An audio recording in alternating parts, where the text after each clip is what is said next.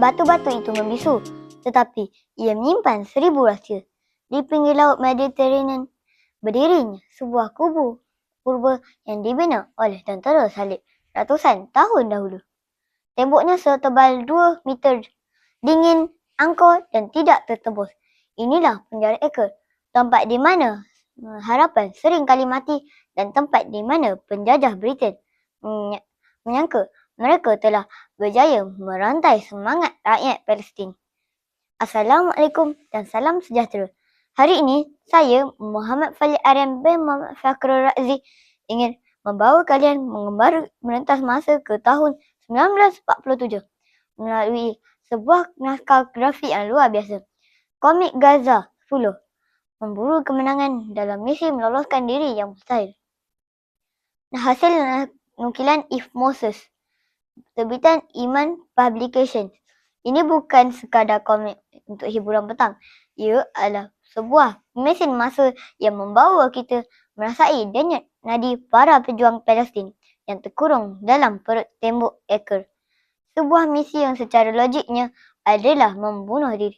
Namun, secara iman, ia adalah satu kewajipan.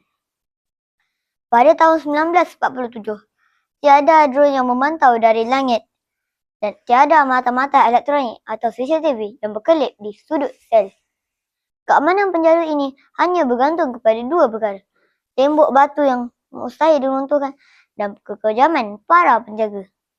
Di dalam sel yang sempit, cahaya matahari hanyalah satu kemewahan. Udara terasa berat dengan bau lembab dan debu sejarah. Pejuang Palestin yang ditawan di sini tidak diberikan kemudahan. Mereka tidak punya peralatan untuk merancang pelarian. Apa yang mereka hadapi adalah musuh yang lekat bersenjata dan musuh yang memegang bom dan peledak. Musuh yang percaya bahawa kuasa api boleh memadamkan api perjuangan. Tetapi rakan-rakan, komik Gaza 10 ini mengajar kita tentang satu perkara. Senjata tercanggih bukan berada di tangan, tetapi berada di dalam hati. Apa yang membuatkan bicara buku ini sangat menarik? Ia adalah huraian tentang bagaimana manusia yang tidak punya apa-apa mampu menundukkan mereka yang punya segalanya. Oleh kerana tiada bantuan teknologi, para pejuang menggunakan deria manusiawi pada tahap yang paling maksimal. Mereka menghafal rentak bunyi tapak kasut pengawal. Komik ini menggambarkan betapa telitinya perancangan mereka. Setiap isyarat tangan, setiap bisikan di waktu malam, semuanya adalah sebahagian daripada kepingan teka-teki menuju kebebasan. Di pihak lawan, kita melihat keangkuhan penjajah yang menggunakan letupan dan bom untuk mengawal keadaan. Namun, letupan itu hanya menghancurkan batu. Ia tidak mampu menghancurkan ideologi. Komik ini menunjukkan bagaimana pejuang Palestin tetap tenang di tengah-tengah kekacauan, membuktikan bahawa sabar itu adalah strategi dan doa itu adalah kekuatan yang tidak dapat dilihat oleh mata kasar.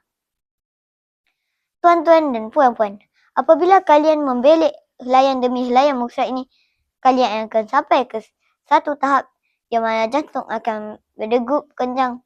Misi meloloskan diri ini adalah satu perjanjian maut. Ia memerlukan koordinasi yang tepat di antara pejuang di luar tembok dan tawanan di dalam sel. Tanpa komunikasi digital, mereka bergantung kepada janji setia. Kita akan melihat visual yang sangat hidup. Peluh yang bercucuran, darah yang menitis dan mata yang bersinar dengan api tekad. Penulis berjaya membawa kita merasai debu-debu runtuhan Acre yang menyesakkan dada. Kita akan faham bahawa pelarian ini bukan kerana mereka takut mati, tapi kerana mereka mahu hidup untuk terus membela tanah air. Momen ini bukan sahaja tentang kelajuan pelari, ia adalah tentang pengorbanan. Ada yang berjaya keluar dan ada yang memilih untuk kekal menjadi benteng terakhir agar rakan lain dapat menghirup udara merdeka. Ini adalah drama kemanusiaan yang paling tinggi nilainya. Buku ini mendidik kita tentang harga sebuah kebebasan.